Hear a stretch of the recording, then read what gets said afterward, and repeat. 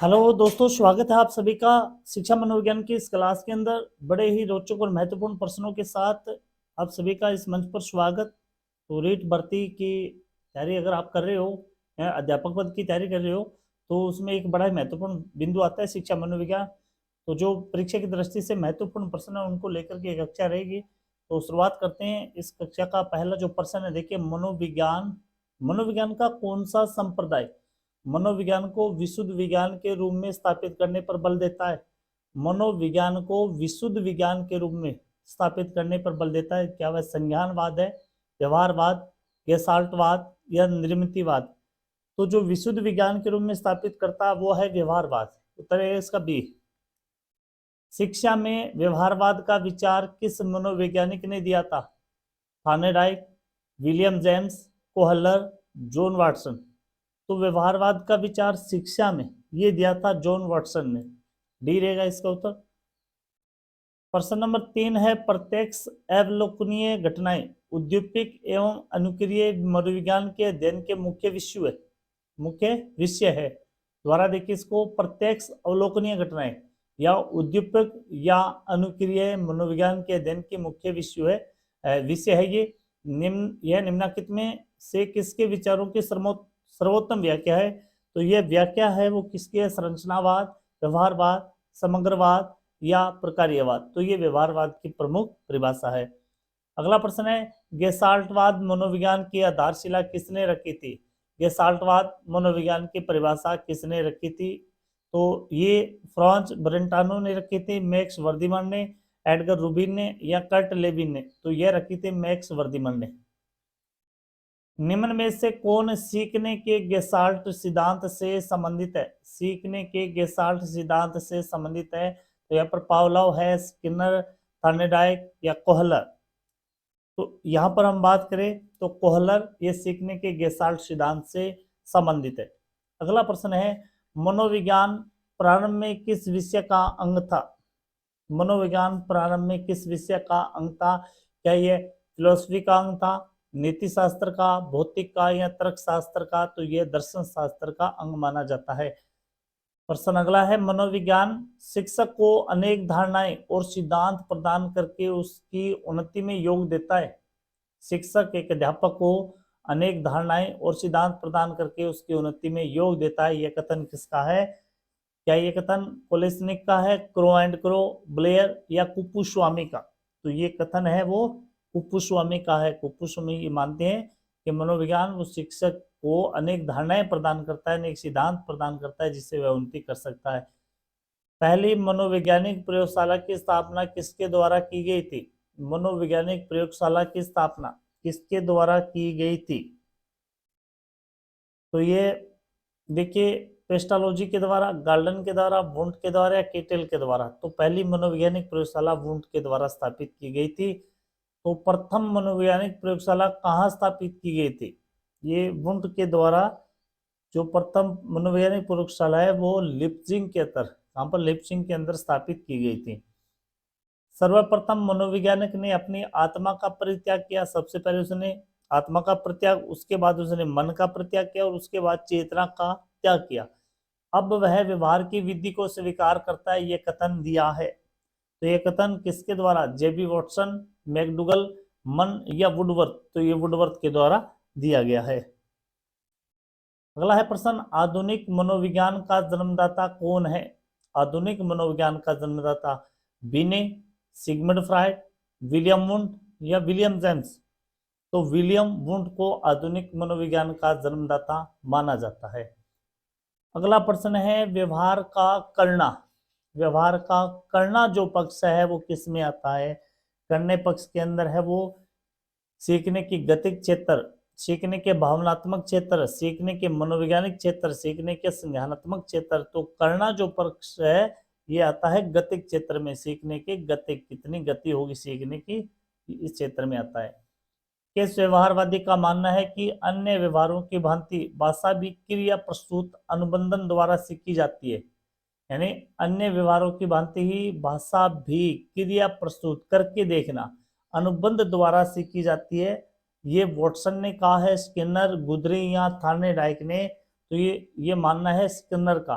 Skinner की भाषा भी करके सीखने से सीखी जाती है। निम्नलिखित में से कौन व्यवहारवादी मनोवैज्ञानिक की नहीं है? निम्न में से कौन सा है वो व्यवहारवादी मनोवैज्ञानिक नहीं है?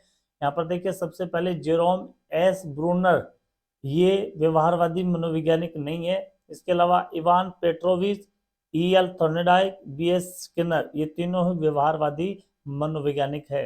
अगला प्रश्न है, मनोवैज्ञानिकों के कौन से समूह ने महसूस करने योग्य और मापने योग्य व्यवहार पर अपना ध्यान केंद्रित किया था?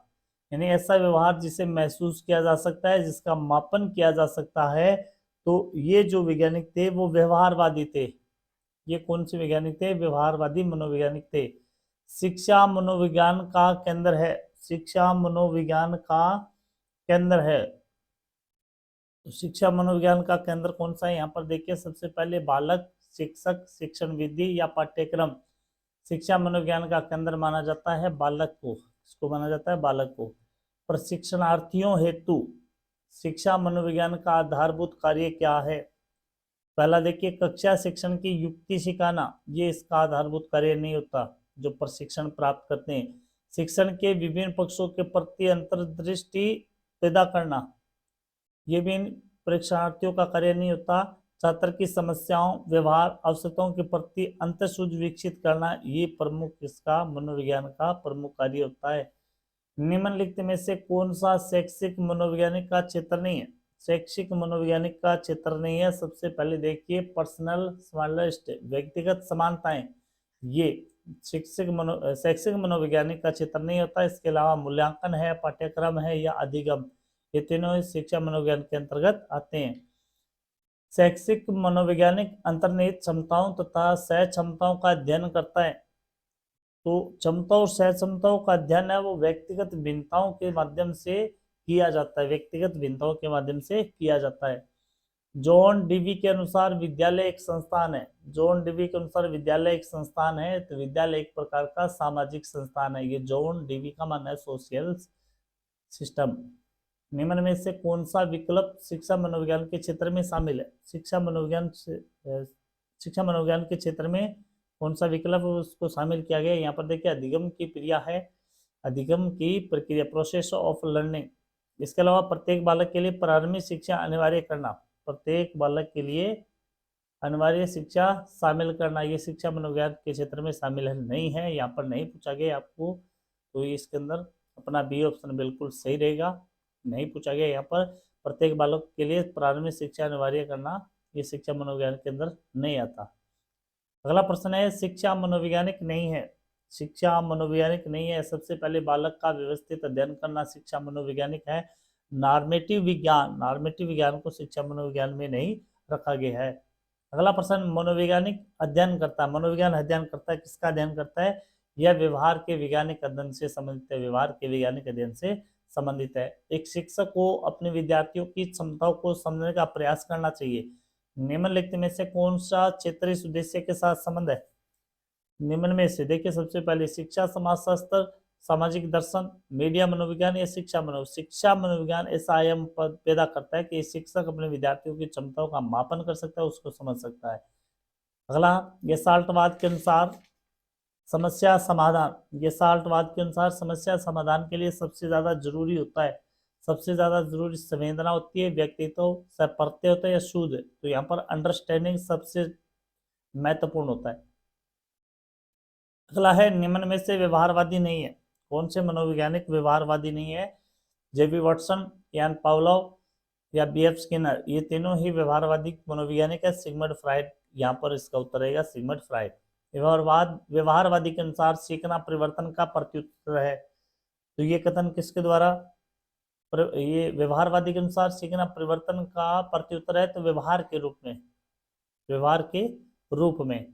अगला है, आवश्यक रूप से सीखना जुड़ा हुआ उद्दीपन प्रत्युत्तर से, आवश्यक रूप से सीखना, तो यह व्यवहारवादी उपागम होता है, व्यवहारवादी उपागम। शिक्षा मनोविज्ञान में किस स्तर के मापन का न्यूनतम प्रयोग किया जाता है? तो ये प्रयोग किया जाता है आनुपातिक मापनी से। लिंडग्रेन के अनुसार शिक्षा मनोविज्ञान का नाभिकीय केंद्रीय क्षेत्र नहीं है। नाभिकीय केंद्रीय क्षेत्र नहीं है, अधिगम विषय वस्तु, उत्तरेगा इसका भी अधिगम विषय वस्तु। तो इसमें जो महत्वपूर्ण प्रश्न पड़े हैं, हम रीट परीक्षा से पहले बहुत सारे ढेर सारे डेली के हमने 100 150 200 क्वेश्चन जरूर कवर करेंगे कल से। तो इस चैनल को आप सब्सक्राइब करें, अपने दोस्तों में शेयर करें। जय हिंद दोस्तों।